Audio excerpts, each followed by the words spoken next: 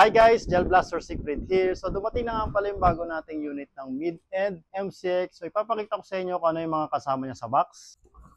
Manual, paper target. Yung scope niya na 4 times na talagang nagsuzoom. Super clear yung lens niya. Meron siyang quick release. Hindi kayo mahirapang magtanggal balik. Tamang front and rear sight. Libre niyang Spitfire. Compensator kapag ayaw nyo mag-Spitfire. Charger ng battery. Ito yung charger ng Spitfire. Safety shades. Battery niya na 7.4 volts. Ito yung magazine niya. Meron siyang magazine contact. So fully electronic na siya.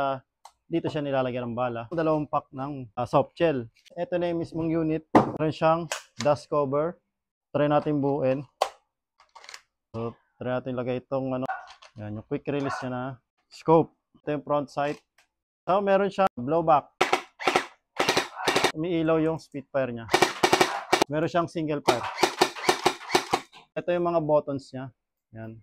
Full auto, single fire, tsaka safe. And then ito yung buttstock niya. Pag pinindot nyo, uangat.